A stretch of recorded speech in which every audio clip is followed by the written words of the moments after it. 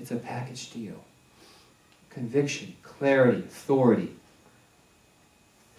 And we do so whenever we are claiming something new for ourselves. This process causes a shift in our consciousness, which is our belief system. And our new belief system tends to follow that. It's creating a new pattern, a new pathway in our minds. Ernest Holmes tells us, we are surrounded by an infinite possibility. It is goodness, life, law, and reason. The one who wishes to demonstrate some particular good must become conscious of this particular good, especially if he wishes to experience it. Therefore, each of us must make our mind receptive to it and must do it consciously.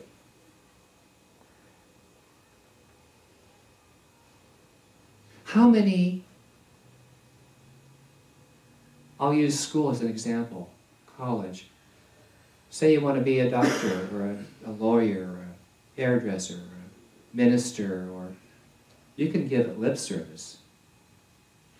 But if you just sit there and do nothing with the lip service, then that's all it is.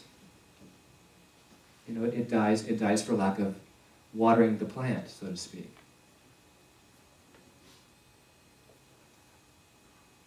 In order to have newness in our lives, we must make our mind receptive. And this conscious receptivity is achieved through speaking a different word into the law of spirit. Change needs a different word behind it than what we've been saying into it before. With absolute authority and clarity, we must do this and use explicit words and convictions. And as we do that, we claim the good we desire. Did you know that no one else can do this for you? I've tried it. You know, I've tried and tried and tried, and try as I might, I was never successful having someone else heal me. They can remind me. I love a practitioner. They can remind me. But newness is an inside job. It's your job, it's my job for ourselves. You and I are our own wordsmiths of change.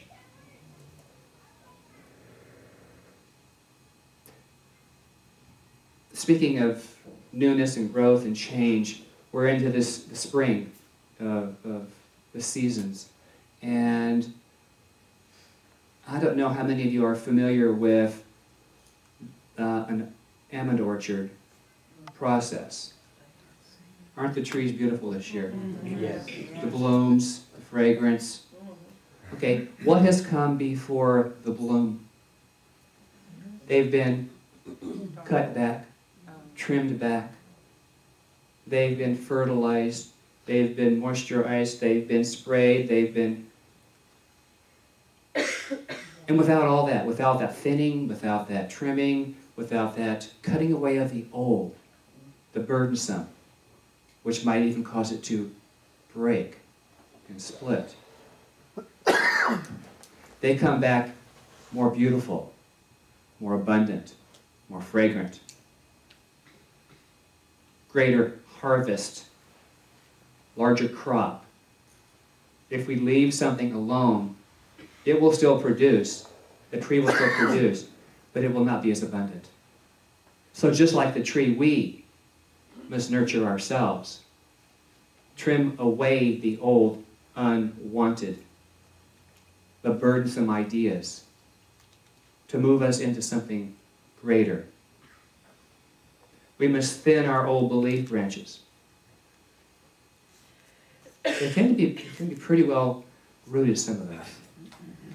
The older ones are closer to the trunk, lower down, and tend to move up. And so, awareness is curative. So this is something for you to think about. Newness requires change. Always requires change. change of word, the language we are used to hearing from our past. And the truth is that everything up till right now is old thinking. Even what I said a second ago, it's old thinking. So we're always thinking new, we're always putting something new in, we're always growing and moving and evolving. So find a new vocabulary for yourself when you want change. Find a new way of saying what it is about life and yourself and your experiences that you would like to see different. This teaching encourages us to change what? Our thinking. Just because you did it once in the 20th century doesn't count today. It helps, but it's not the end all till you're at the end. Newness means new all the time, each time, throughout time. And our lives are built one idea at a time, one thought, one experience on top of the next.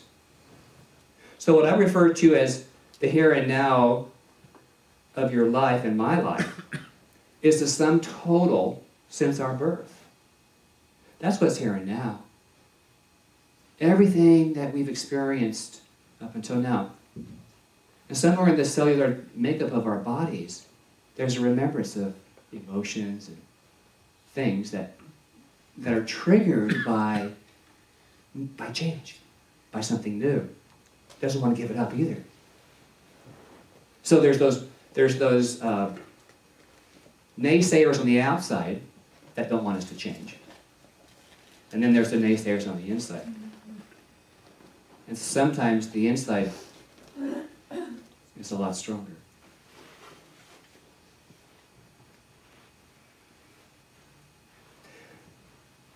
What I know for me is each time I made aware of the need for newness, it takes more than one affirmation or new clothes.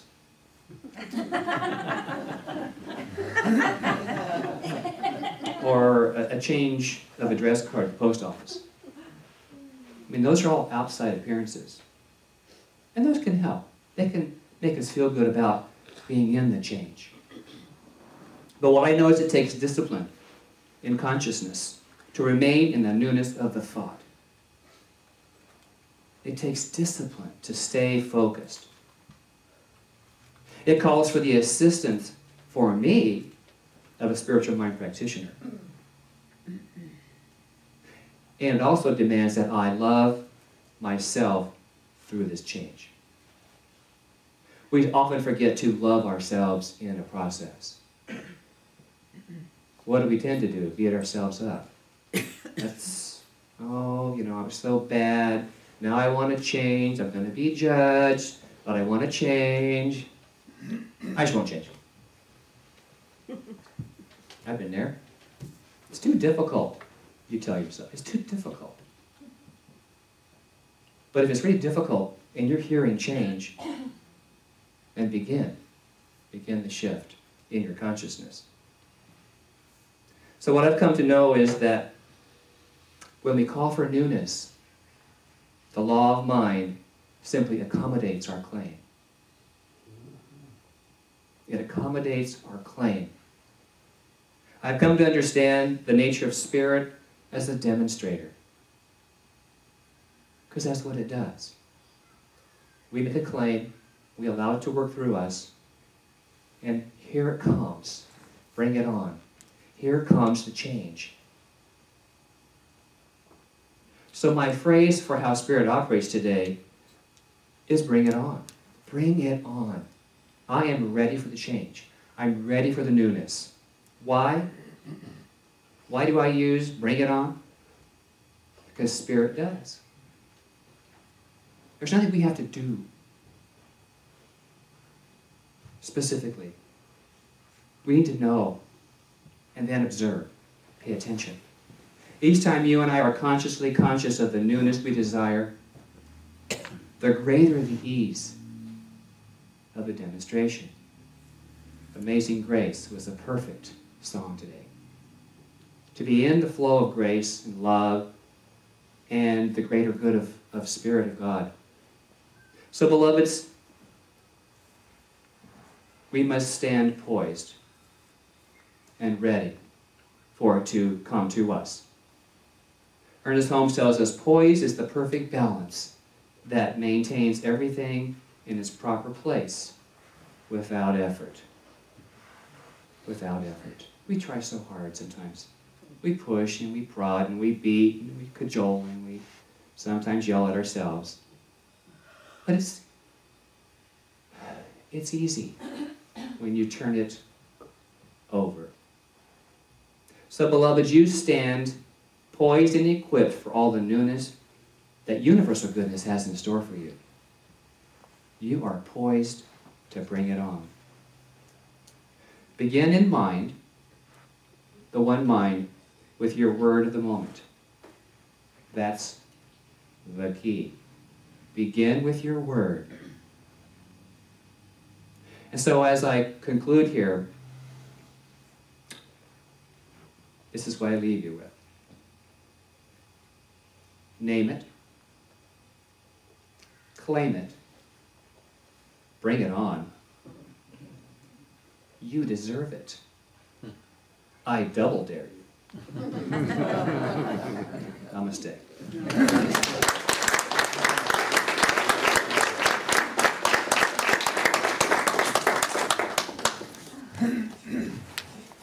I would invite the ushers to come forward, please.